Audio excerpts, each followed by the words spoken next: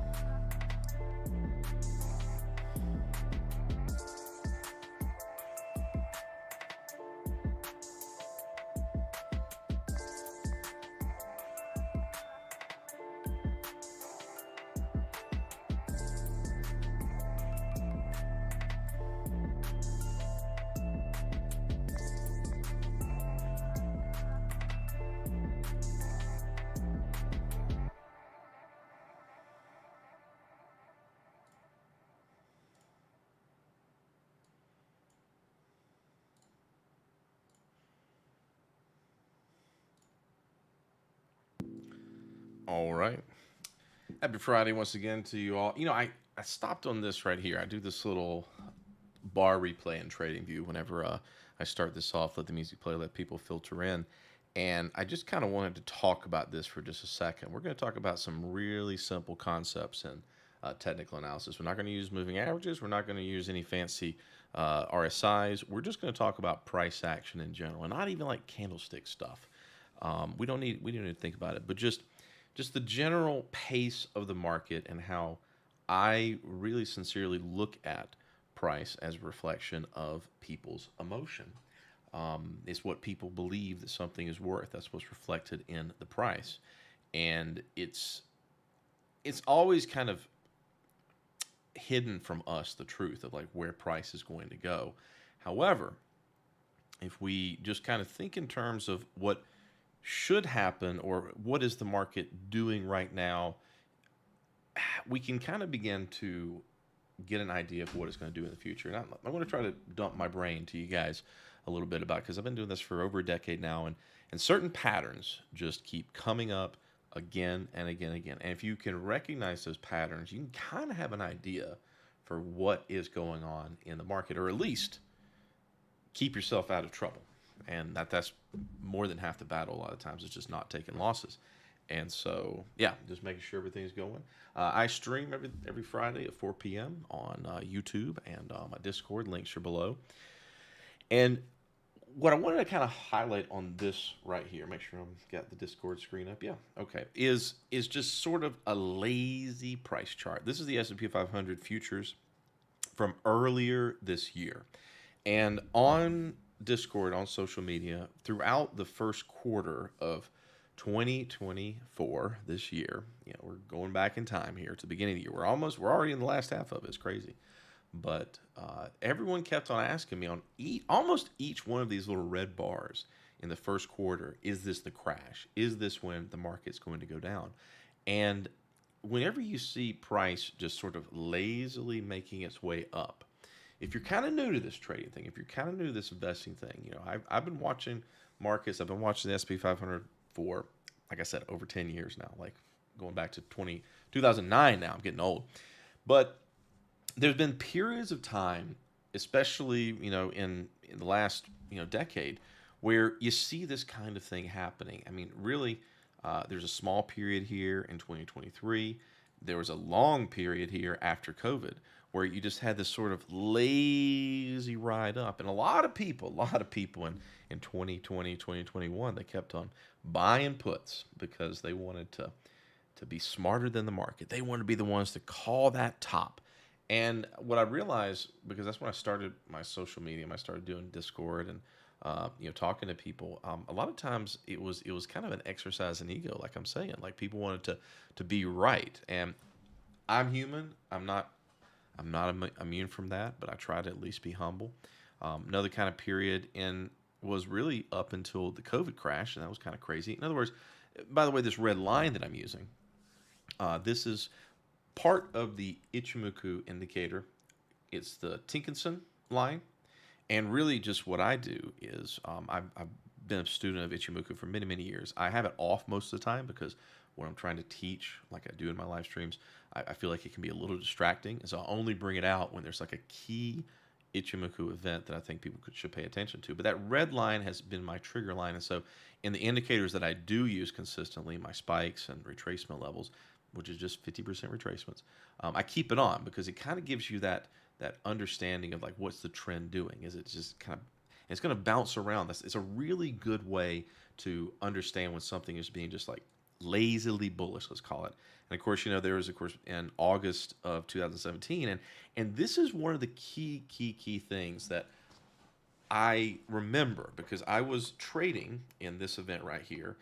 2017 for me actually was quite the it was a boring year to be a trader because the market just kept going up. I mean, there was nothing else to do except go down. But then 2018 was an excellent trading year for me because volatility increased. That meant that options are really good to trade. And it all began with this moment here in January of 2018. But notice how price from August of 2017 all the way through the end of the year, basically a whole half of the year, price was just bouncing. I'm going to relate this to the current price action. Just go with me in here. I just want to kind of get you guys to go through this process of understanding the cadence, the behavior, the character, the personality of the stock market. Because again, this is kind of an esoteric thing, but just kind of go with me on this because it's going to be very relevant. What we're going to talk about today. And so, just kind of just pulling back. But what we really want to pay attention to is from the period from about January until the end, basically the month of January of 2018. Notice how in that entire month it never pulled back to that red line. It never went back into its lazy phase. It got a little, as we say in this part of America, too big for its britches. And you see what happened. Giant. And that's why I preface this by saying that, price is a reflection of people's sentiment. Is people are vulnerable to extremes of emotion, and people get too bullish. People get too excited, and price oftentimes is at its highest when people are the most excited, and of course, price is at its lowest when people are at its most fearful, abysmal, unhappy, whatever. So now let's go forward to the present day. And if you've been watching my live streams for the last several weeks, going back through August, one of the things that I pointed out at the end of August, or the middle of August, was I took puts on SPY. I don't normally do that because market tends to go up. Okay, so I'm very selective about it.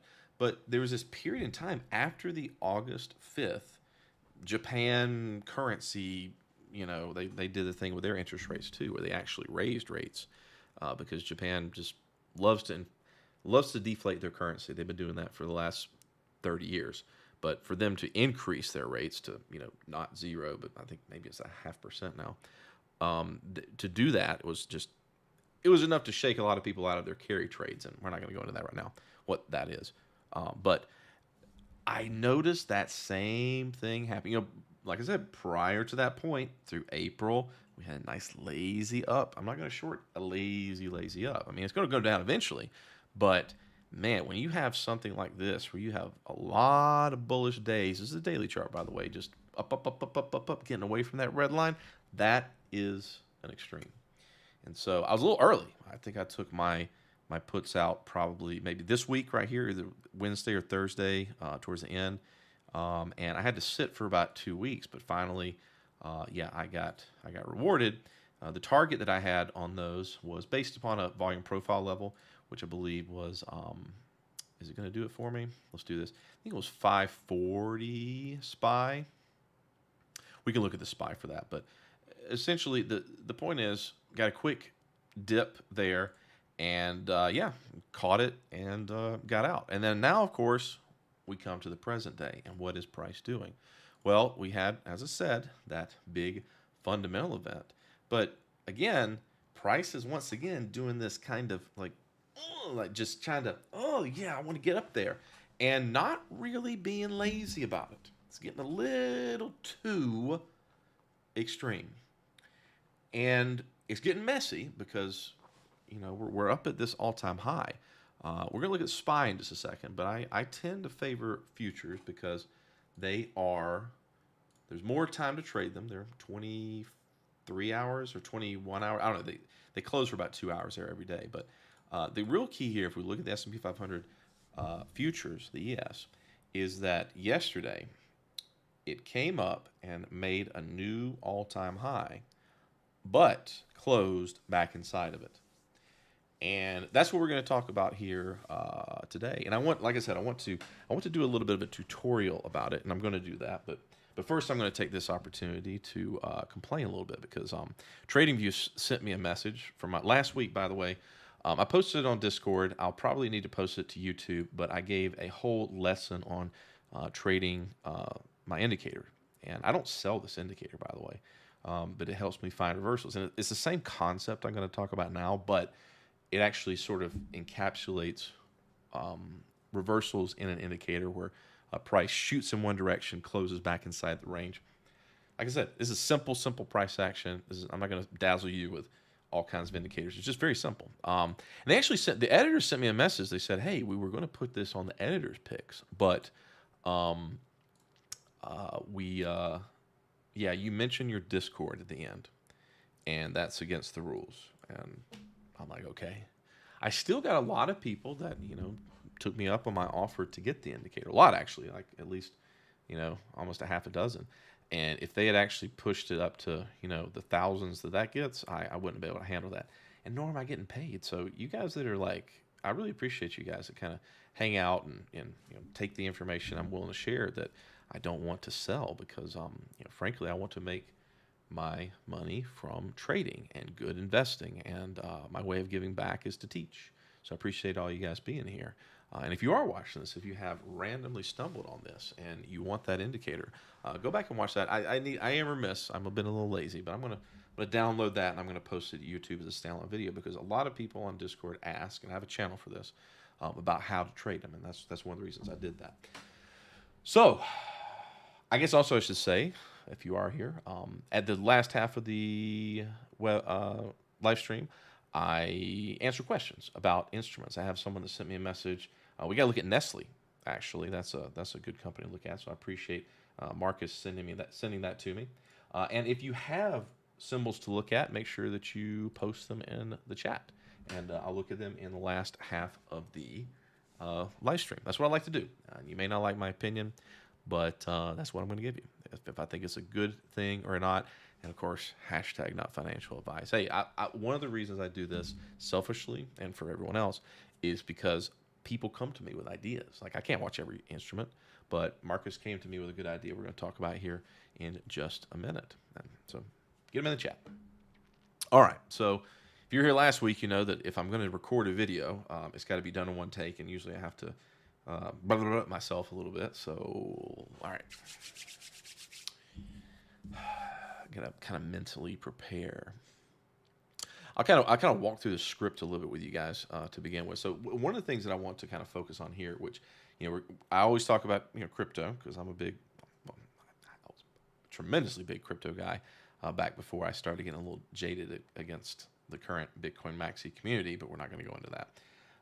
Is Bitcoin, and Bitcoin is really one of these great examples of when price fails. And we're going to talk about that because like the whole problem right now with Bitcoin going higher is a failure to really conclusively break an all-time high.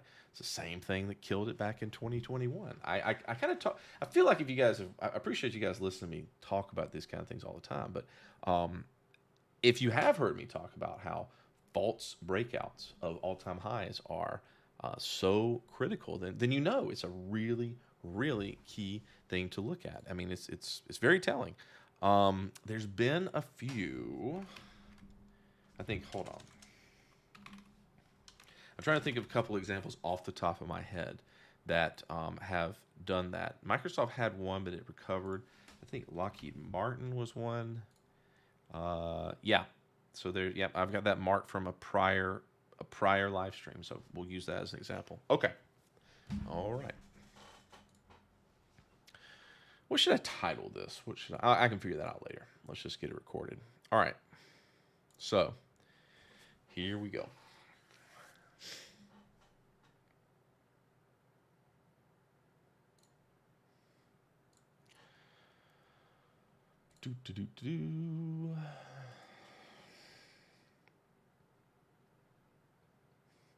What's up, traders? So something has happened with the S&P 500 futures that is absolutely critical, and it's not bullish.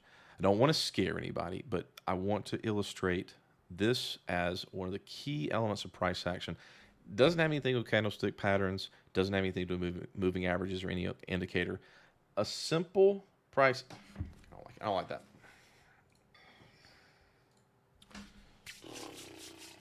What's up, Jay? If you could post the tutorial on the spike indicator on YouTube, yeah, I'm going to do that. It's on TradingView, and TradingView, like I said, they aggravated me a little bit about that. Thoughts on? Yeah, we'll look at that in just a second. Actually, well, I'll tell you right now. I mean, without looking at, I love MO. I love. It's Altria? It's what I've had MO for years. It's still giving me a 7 and change dividend yield, even at the current price. I weathered it through the whole last couple of years of it going down. I mean, I like the stock. What can I say? I mean, I think that like maybe morally you could say like, okay, it's not that good because it's cigarettes and stuff, but oh, I need to pop out my live stream channel Discord. I look at yeah, you know, I should really pick one, shouldn't I? Live stream chat, Marco, but thanks for pinging me. Okay, back to work. All right. Okay. All right. Let's do this. Let's do it live.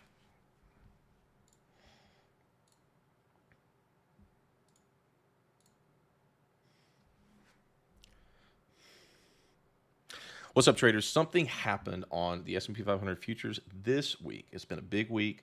Fed cut rates, and everyone assumed that this was going to eat the market to radical highs, and you know what? It didn't. And something happened in price action that really reflects a bearish condition. And I'm going to use some examples here. And once you see it, I hope that you guys can see it in every price chart because it happens a lot.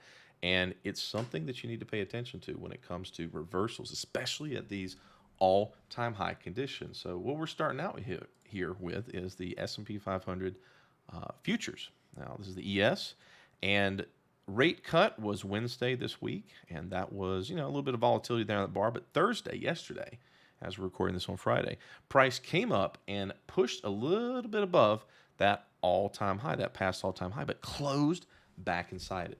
And now here we are Friday. It's the end of the day, so we can call that bar closed. It is back inside it, and that's not bullish. Now, I'm not saying the market's going to crash, but it should have gone up a lot more, wouldn't you think? But let's look at some other examples too. And we're going to use Bitcoin, and we're going to use a stock. Just examples to get you in this quick video, let you guys understand this key concept. I mean, take off all your indicators. We don't even need to look at any indicators. I'm even going to take off this little red line of mine because this is just a simple element of price action that happens a lot. And you guys need to know about this. I mean, here we go. So Bitcoin is in, oh, I promised no indicators. Let's get rid of all that. I talk about volume profile a lot, and I love it, but that's not for this video. We're going to go to a higher time frame too. The reason, quote unquote, that Bitcoin is having such a hard time getting higher. Everyone wants it to be 100K. They want it to be $1 million, but it's just not going. And the key thing that happened was back in March of this year, where price, notice how it got exactly to that prior all-time high that it set back in 2021 and closed back inside it. Then the next week, March the 11th week, you had a bearish bar, tried to push higher, couldn't, and you've had all this volatility at that past level, 68,997.75, according to the TradingView Index here. And it just can't push higher. Now, if something was really bullish, if people were going to buy it with reckless abandon, they would push it a lot higher. I mean, if you go back, way on back until, let's look at the past all-time high, you know, that big post-COVID run, you know, the all-time high then on Bitcoin was about 19,804, and these are weekly bars, by the way. And so, yeah, it gave you no question. It respected it right there, but it gave you no question this thing was going to go. And even if you like just go a week, like 1 week or 2 weeks ahead, that gives you all you need to know that this thing's going to go up, okay?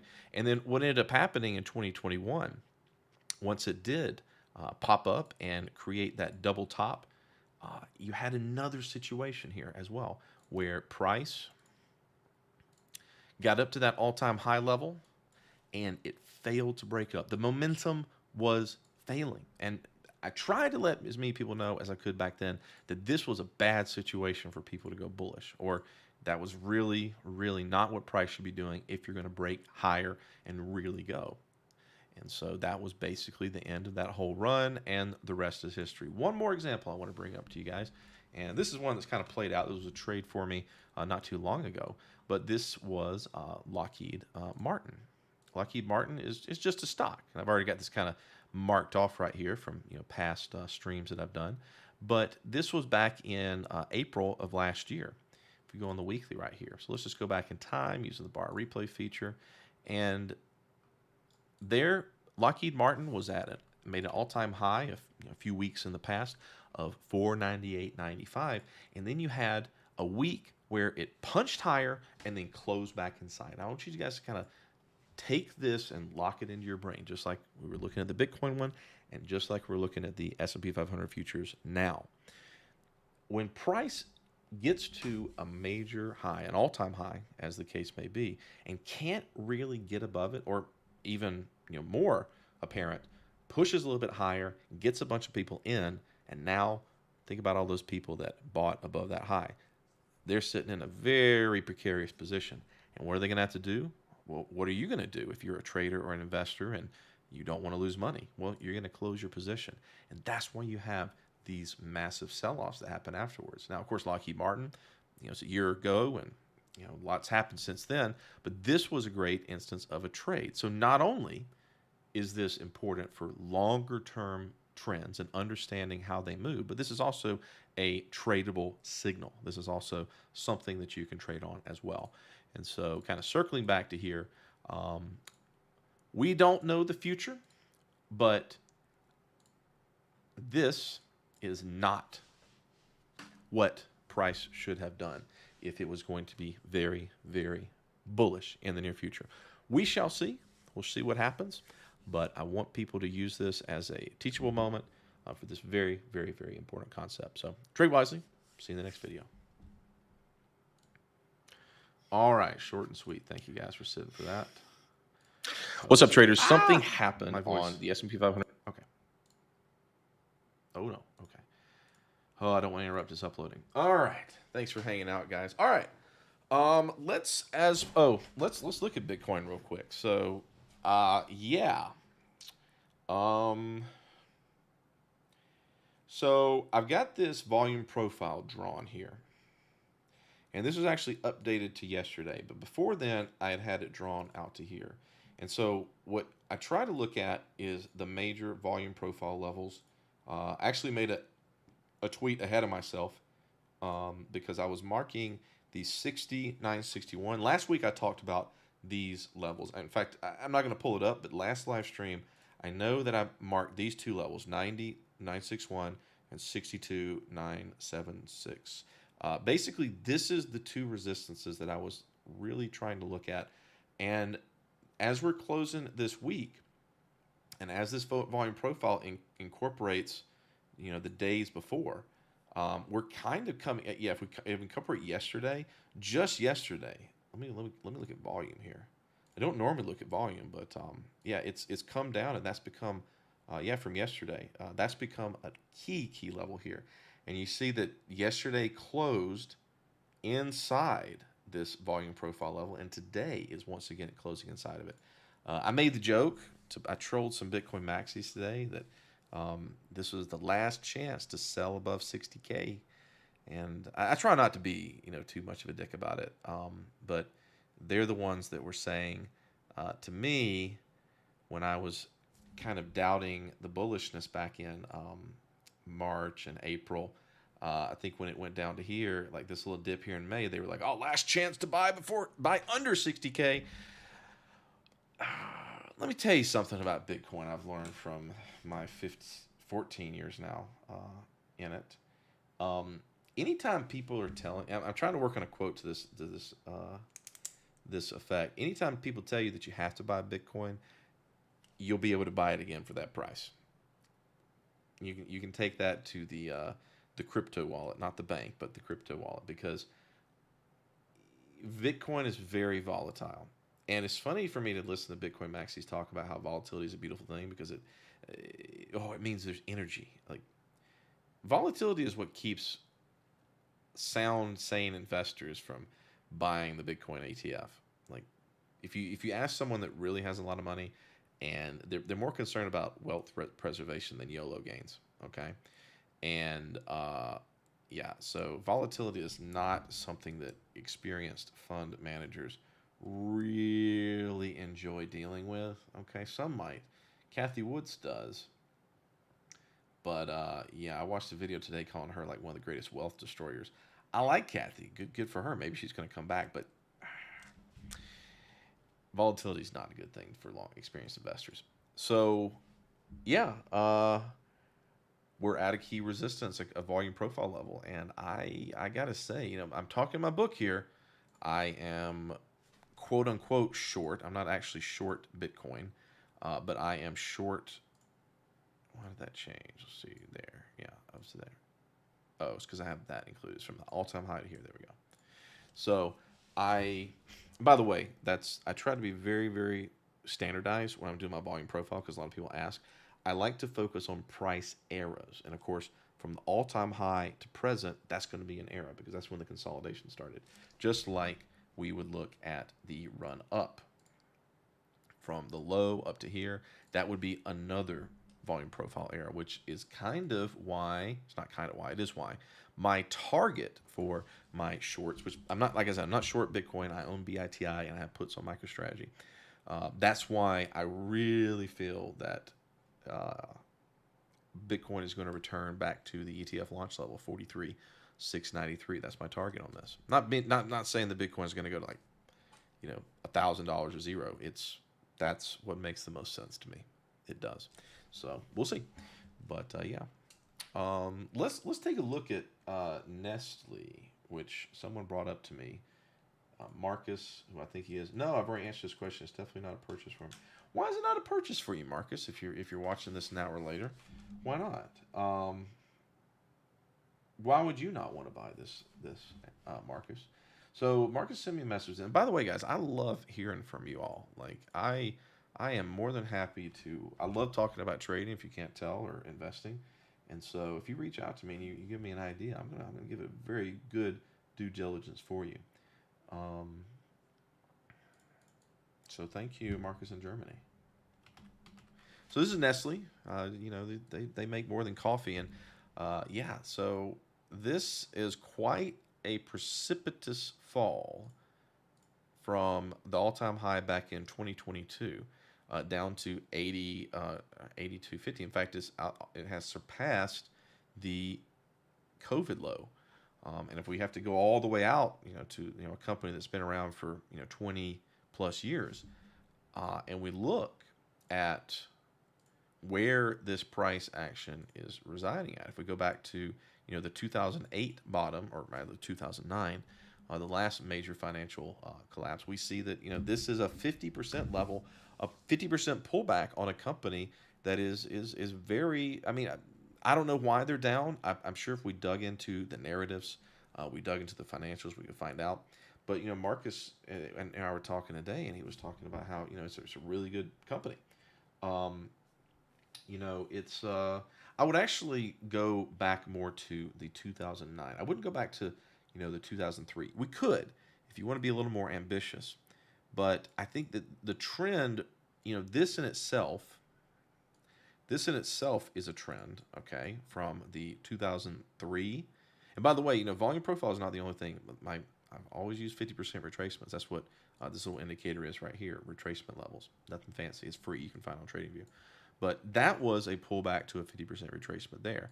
And so the next one, the next fractal of price action of the last 15 years is here. And so that does put us at 82.42. And what I said to Marcus, who was a little doubtful of this, is why not own this company?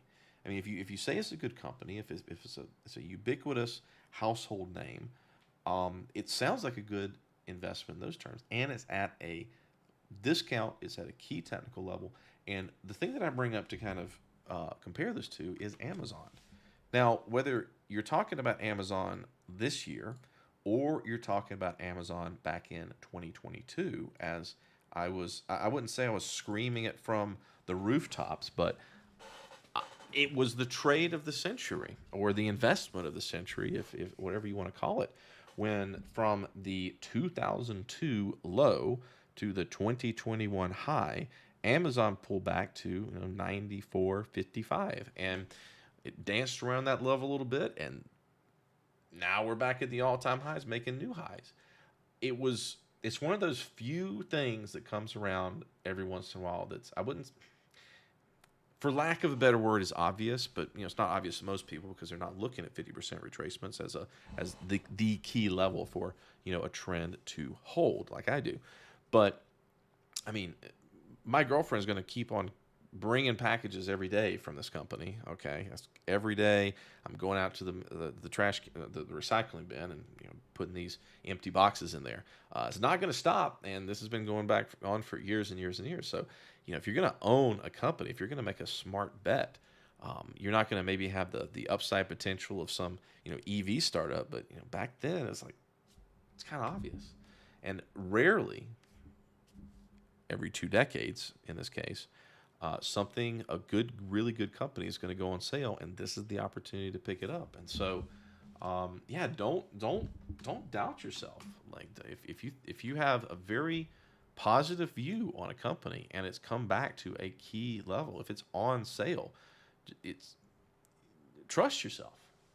Trust yourself. Trust yourself that it's a good thing. I'm going to be watching this. I really appreciate it. I appreciate anyone bringing symbols to look at because it gives me something to talk about and teach from, and also make money on. So, all right, get your symbols in. Let me check check chats. Let's see. What else do we look at? Let's see. We'll look at Philip Morris, MO. Do I still have my thing? Yeah, we'll do the. I'll click continue publishing when I'm ready. So Philip Morris is one where, like I said, I've owned this company for years. And by years, I mean going back more than 10 years. And I've been content to hold on to this company for many years because I was earning a dividend. And even though the price was going down, I had dividend reinvestment on. So I figure I'm buying it at lower prices. It's a consumer staple.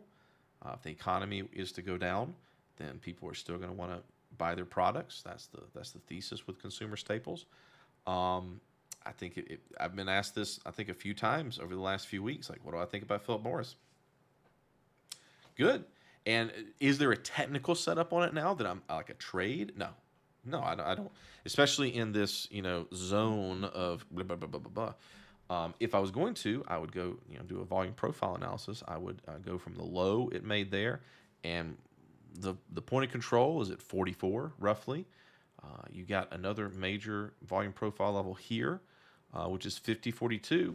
That's a nice pullback to it. I like it. I like it. I like it. Let's see. Don't know if I would necessarily buy it here unless I saw something like on a 30-minute, some kind of a trade develop. But yeah, it needs to. I say this a lot, but it needs to hold this level to kind of keep this current bull trend that started at the beginning of the year going. So yeah, this is on the daily. So basically, this started back in March, going up. Needs to hold this level. Needs to hold this level within this range right here.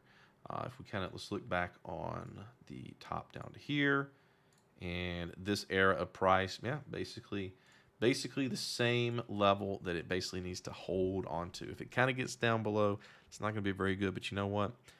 I don't believe that they have cut dividends. Like dividends are 102 this year, prior year 98, before that 94, 90. So many years ago, before I got into investing, I had a client. I was in IT, and they were a fund. I think they were a hedge fund or money management service, and they ran a fund. And I asked them, like, what do you guys trade? What do you guys do? Because I was starting to get interested in trading and investing. And they said, well, they kind of gave me the elevator pitch. They said that they look for companies that pay dividends and have never reduced them. Like I said, I mean, it's their elevator speech. It's pretty simple. That makes a lot of sense. You're a strong company. Speaking of dividends, one of the more boring things that I've very much enjoyed owning for a long time and picked up back last year. Remember when the banks were going to fail? Remember when the dollar and the banks are going to fail in 2023? Truist Financial Corporation, which is a regional bank here in the Southeast. Why I know about them. I've owned them all the way back to the point they were BB&T actually before they, converted into Truist by buying SunTrust. But they're another company that fits that criteria where their dividends have never decreased, even going back to, yes, this includes This includes the financial collapse because they were BB&T at the time and it converted the symbol over. But, you know, the dividends before it were 42 cents. At the bottom, they were 47 cents. And they never, well, I take that back. They reduced it. Okay. They reduced it to 15, and then they started going back up. I'm wrong.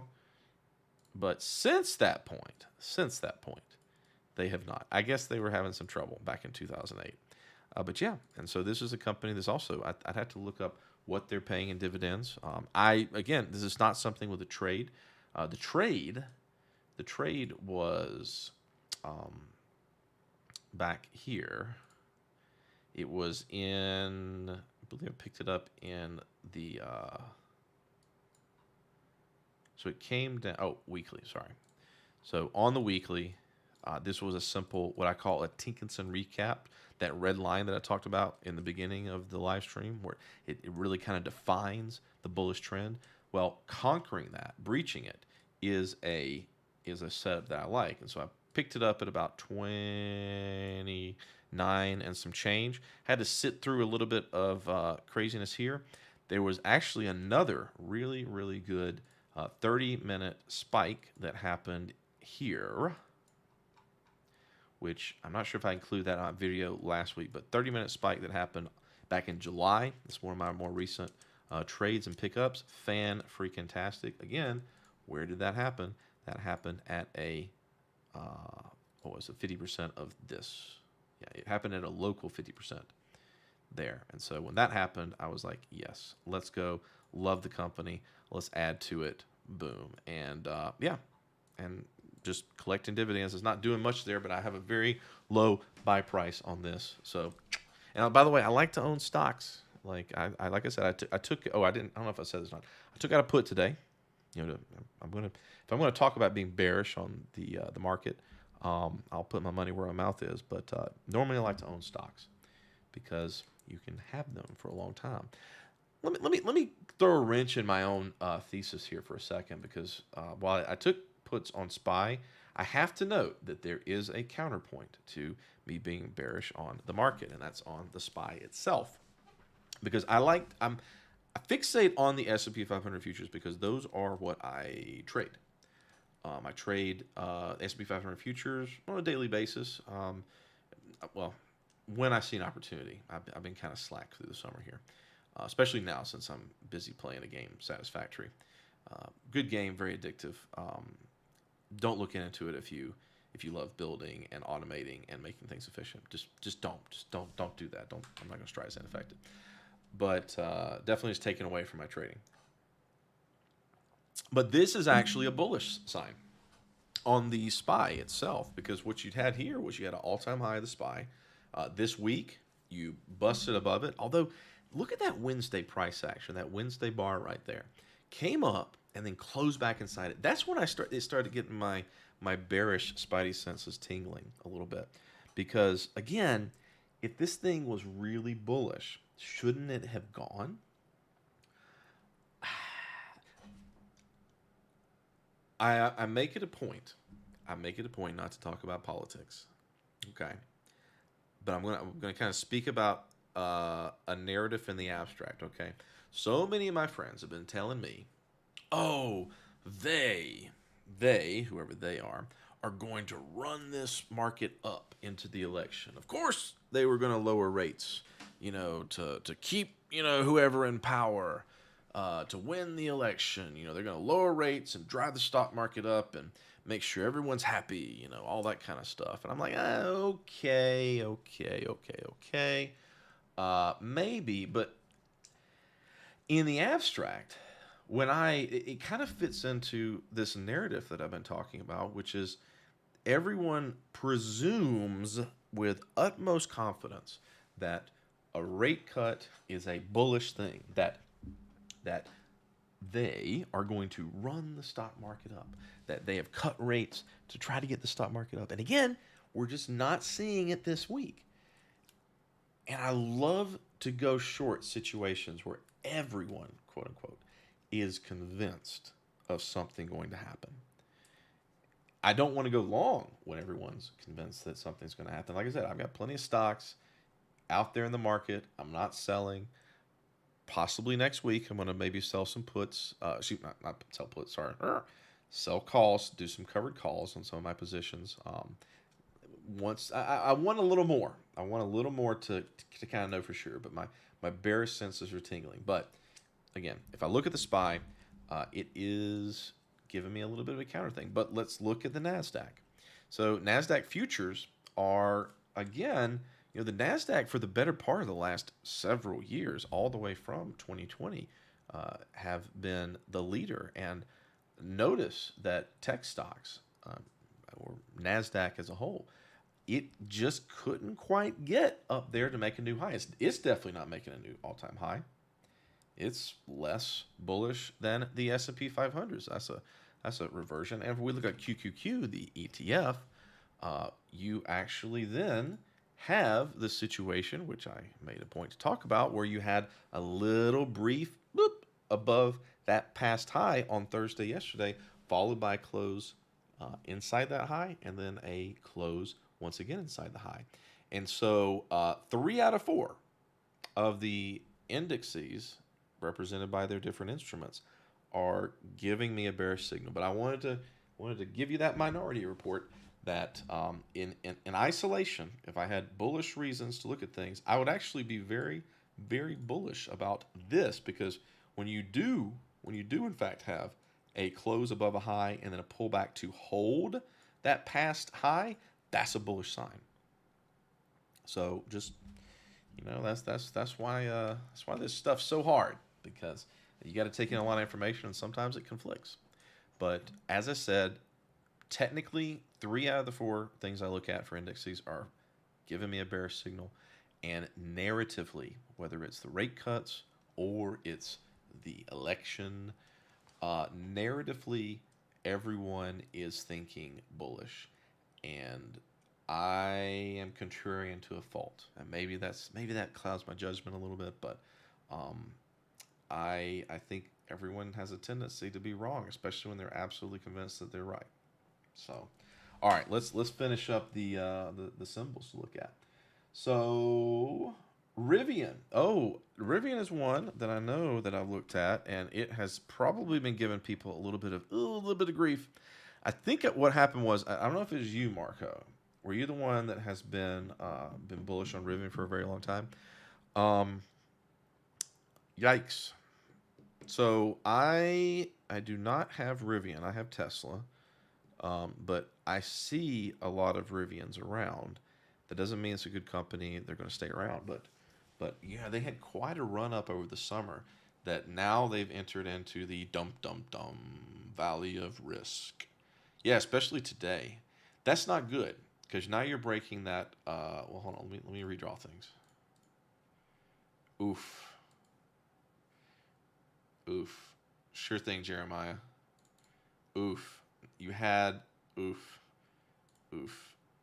factor, turn that up. You had that dancing around that 50%, and now you lost it. Oof. It's reminding me a lot about Disney. Disney, you had the dancing here at 102, and then valley of risk. This is what I call the valley of risk, guys, because you don't know when this thing's going to stop. It's making a run for its major low, and oof, it's hard. So I don't know, man. Let's see, what's the level, the volume profile level that it can get down to.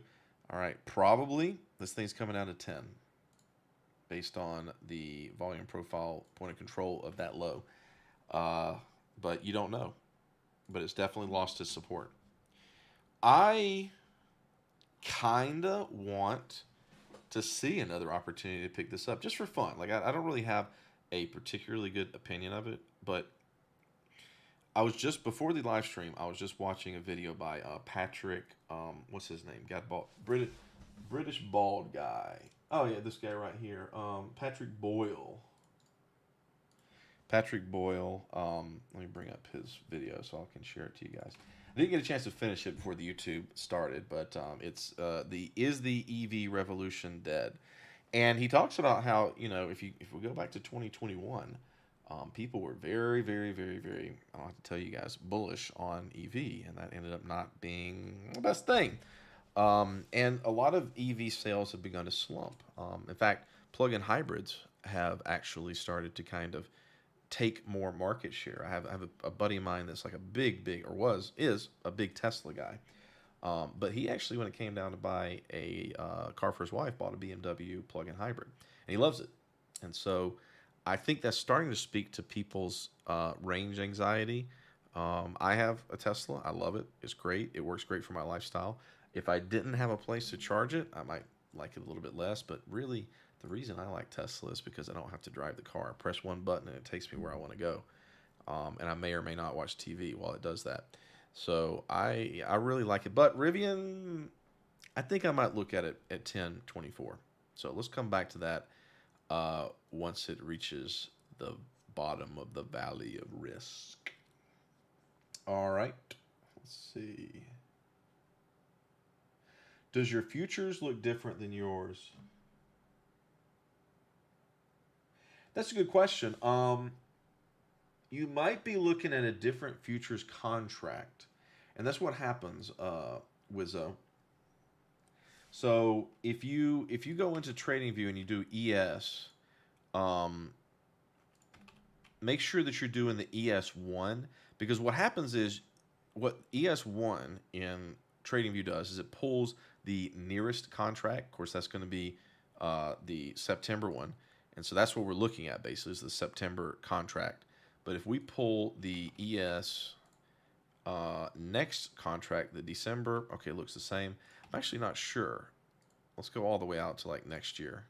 Okay, there's not enough volume. That's when we pull the first one. I'm not quite sure why that's doing that aggregation there for you. Oh, you have the SPX. Okay. Yeah. Okay, well, actually, I'm sorry. I'm catching up to it. I covered that in SPY, didn't I? Wizzo. Yeah. All right. So let's see ALV.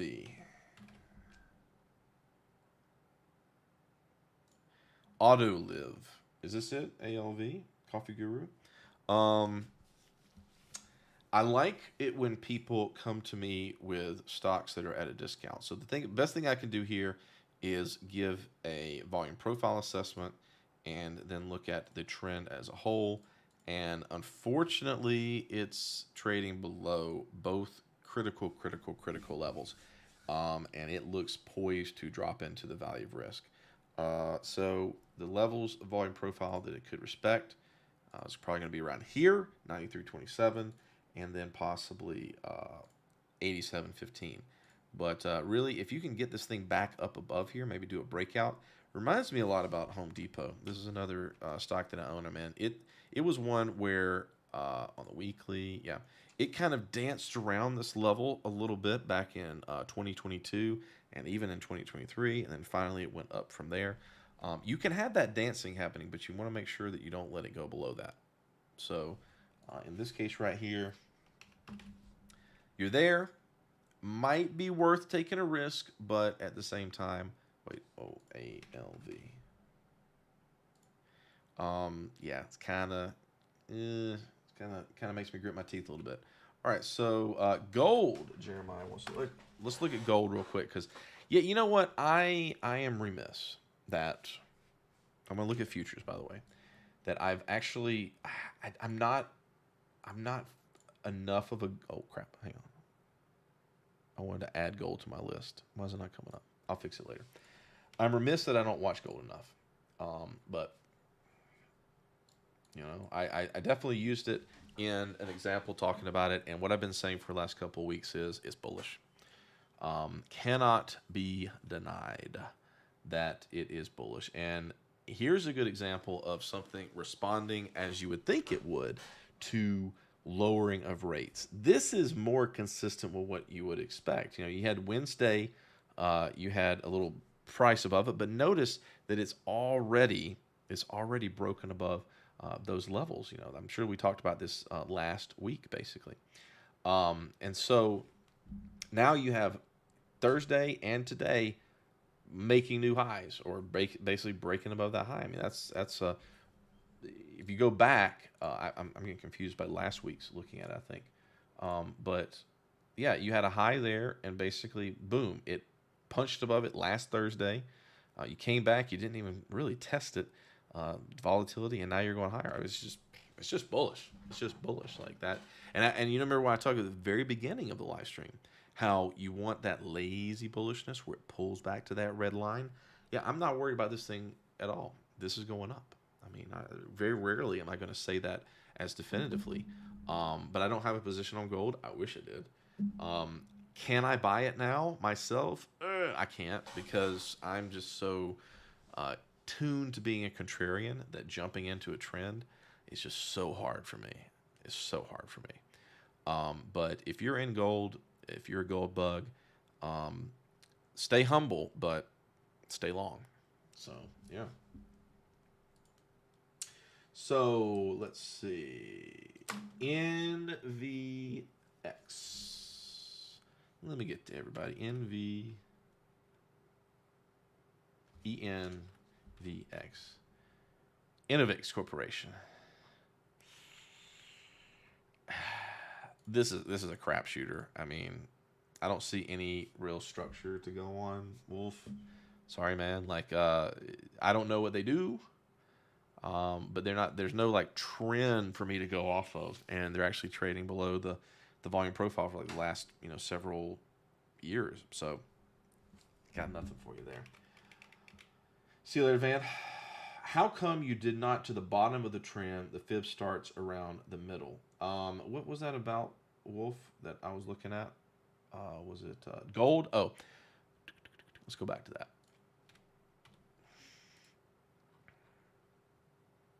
The 50. Oh, that I don't actually. What I think might have happened was I was talking about gold last week, and we still had those drawings, because this was going back to the difference is GC1 is going to be the current month contract. At least that's what I think it should be. And maybe that's what happened, but yeah.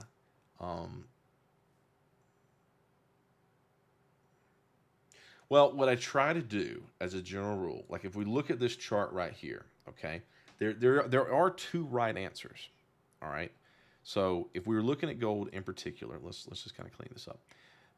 I would say that the real trend that we're in, actually, there's a couple answers. Like the real trend that we're in right now, I would start it from the June low to here. And what's going to happen is actually, and this is kind of like a little bit of forecasting you can do. If you think about how price likes to come back to key levels and then pull back, you can almost see how this thing is going to probably come up to 27 and then maybe pull back. And that's going to be a battle there to try to hold this level of structure right here. You can kind of see it, can't you? And so you can always already kind of forecast, like, if I was going to, I don't do Fibonacci, extensions, but I will look at things like this where you can almost see it happening ahead of time, where price is going to go up, bring that 50% level up, okay? And then to that level that's very, very clear. And from that, you can project that, the psychological level of 2,700, that's where this gold wants to go. I'm going to leave this on here, see if I'm right about that. But the other way that's not particularly wrong, and you really, if you go to like a higher time frame, it kind of helps to see it, is if you go back to the last kind of swing low, like when did this more broader thing happen, it's going to be here. And again, there is that level 22, 27. So I try to be consistent in that. You really want to ask yourself, what is the trend? Sometimes it's very clear. And sometimes you got these lows right here. I'm actually not going to be mad if you were to say that this low right here that was in October 23 was the low that you want to key off of in this trend, the broader one. Not going to be mad at you. So yeah, but they're relatively close together, and how we would kind of maybe try to sort that out is if we looked at the volume profile and saw like, it's more closer down to here. So I probably, to get those two things to come into confluence a little bit better, would probably want to say it's the longer one. And that's how I would look to set up a pullback. So, all right, so finish these up. Hey, what's up, Zishan? Fox Factory Holdings. Well, that's a bargain. There's no doubt about that. Let me just grab all this run up, and let's see if we have volume profile level that's coming from here. We do. We do have this. There is some justification at this low, this COVID low. Ooh, okay. Now I'm digging a little bit deeper. Let me not be too pessimistic. You have a let's see. Yeah, you've got a swing low coming back up. That's, you know what? That's good. I like it because we've got that level. You know, we can see it. It's the COVID low. It's the prior low from a couple of weeks ago, back in April, and you spiked it. You spiked it earlier in the month, and now you're coming up. That's I like it. That's a good sign because the main thing here is you've got a lot of room above you for this thing to kind of come back. So you can know, okay, that makes a lot of sense. You know, we've got the 50% level, which is right around these, you know, which could be our resistances. So 76.12 would be our target.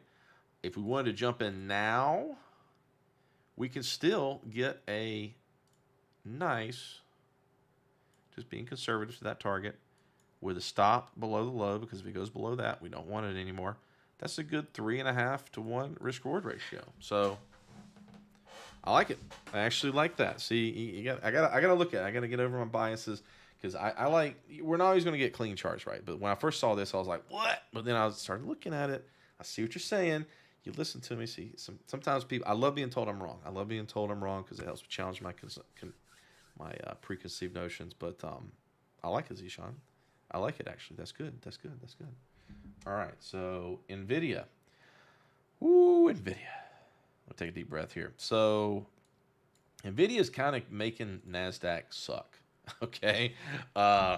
If you look at NVIDIA, okay, here's NVIDIA and here's the NASDAQ. NASDAQ, NVIDIA. NASDAQ, NVIDIA. NASDAQ, NVIDIA. Not one to one, but it's you can see the flow. Oof. I own NVIDIA, you know, full disclosure, but I own it and have not added to it since 2020, well, hell, like back in 2020, and also I think probably back in 2023. So my buy-in for NVIDIA in my retirement accounts is very, very low. And so I'm just kind of just like sitting back and just being like, but the thing I tell people whenever they come to me, and listen to this very closely, when they ask me about, you know, do I buy NVIDIA? Is it a buy? No. Hashtag not financial advice. No. Not saying that it's going to go down. But if I'm going to be a buyer, it's only 2 years ago that NVIDIA, from its high, went down 68%. Okay? Only 2 years ago, you had a 68% fire sale on this stock. Okay? Before that, you know, back in 2018, this is not even the COVID crash. From 2018, it went down 57%. Okay? So if I'm going to buy NVIDIA, I want to get it at least half off. So a 50% down would be about at least 72. So I'm not a buyer here. This is a tech stock, ladies and gentlemen. Tech stocks move, and they experience volatility. And volatility is a double-edged sword, and it cuts. It cuts very hard. So talk to me when NVIDIA is down at least 50% off its high, and I might be a buyer. But as it stands now, like I said, this is one of the reasons I love owning stocks instead of options is I have the ability to not care. I have the ability to own it from a much lower price, so it's not emotionally affecting me, and I don't have to worry about expirations. But if I'm going to buy more of this company, it's not going to be now. So that's NVIDIA. Oh, same thing. Probably the same thing on SMCI.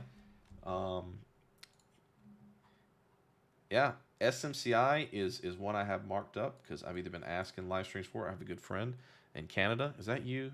Is that you? Is that you?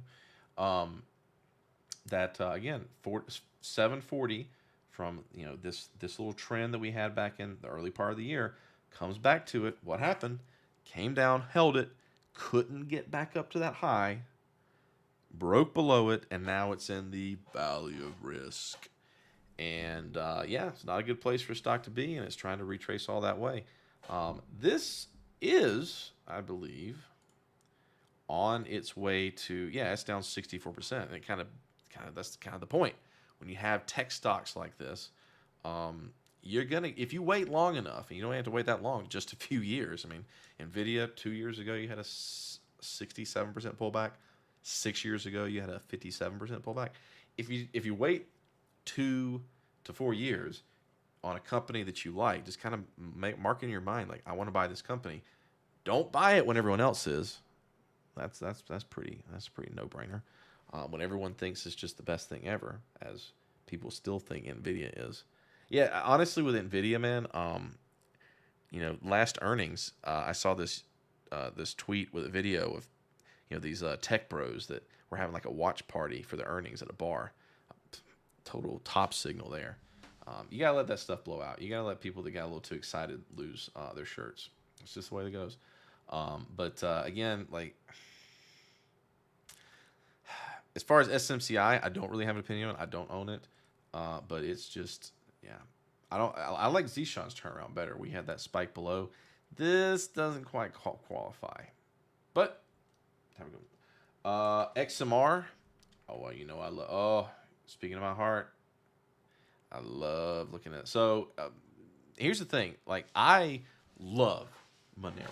It is my favorite cryptocurrency because it's the only thing I believe is actual cryptocurrency in the sense of, cryptic, and in that it's the privacy coin. It is the privacy coin that has won. No one talks about Zcash anymore. No one talks about what's the other stuff. I don't even know. But it's become sort of a stable coin in that, over the last couple of years, it has been performing well versus everything else cryptocurrency wise, because it hasn't lost as much value. And that's because it has a use case. It is the currency of choice for actual transactions on the dark web, which is how Bitcoin got its start. It is inflationary as opposed to Bitcoin, which is deflationary. But nevertheless, it is holding its value and approaching its highs. What I've said to people about it, because, like, again, this is a chart that I don't want to trade. This is not my style of trading. But what I try to do is I try, when I can, to have in my mind 140. And that level throughout here for many years now has been a very, very good level to think of. And so right now, just kind of sitting as it's at these highs. Of course, you see on my list here, I have XMR BTC. It made a high up here, but the fact that XMR BTC, Monero, is outperforming Bitcoin once again and starting to, that has been a very telltale sign of a bearish market condition, crypto bearish market condition, as it began at the all-time high back in March. Okay, and the last time that it did that, where it outperformed Bitcoin, was in 2022, the big recent bear trend market. So, big fan of Monero. I just kind of sit here and I feel the way about Monero that Bitcoin maxis feel about it. I actually don't really care about the price that much. I just know it's just something that I want to hodl. Okay, and but if and when it comes back to 140, as it has, either from in 2023, as long as I've been talking about it, or this year a couple times, that's when you want to look for it. Buying it now at the highs, I can't do that. But yeah. Am I planning to buy anything now or near future? Please let you know. Would you like for me to send you an email when I think something is going to go up? Do you?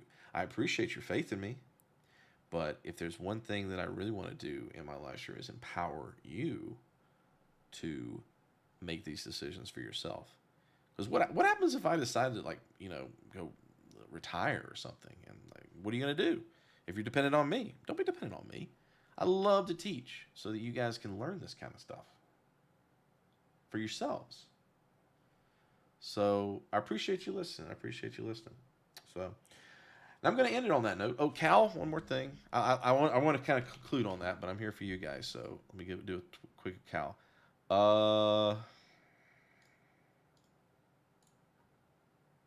So notice how I have another one of those things. I think this is probably like a monthly. Yeah, see, probably someone's asked me this before because I love finding. I need to like write a little text note here. Like, okay, I'll do that now. So Z Sean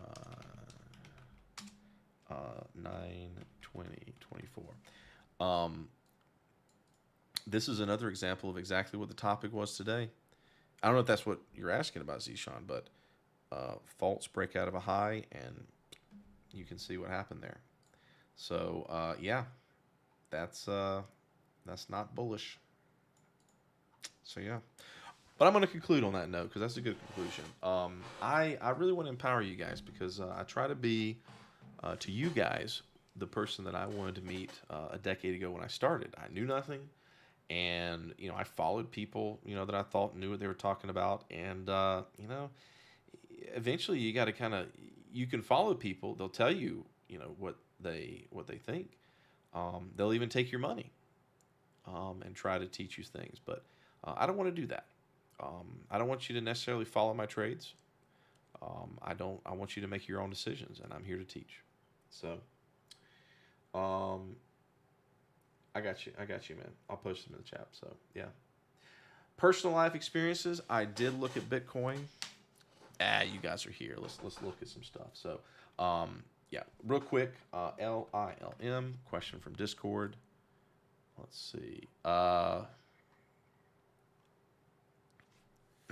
this is kind of gross. I think I did look at this. I don't even know what this company's doing that they can go down this much right here and then come back up. What is this the right chart?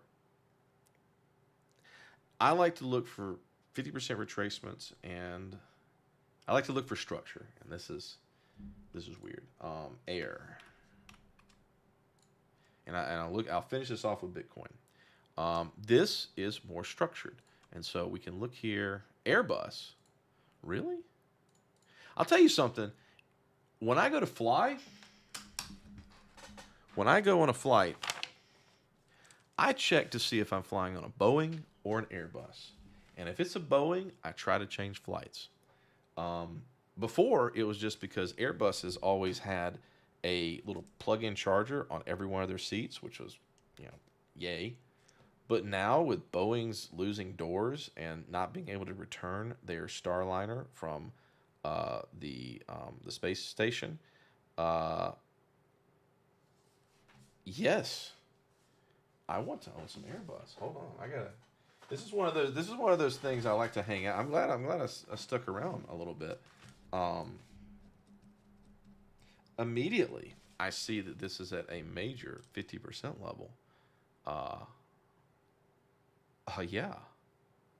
Yeah, I gotta get into that. I don't own Airbus. I love to fly on Airbus planes, and it's pulled back to a 50% retracement.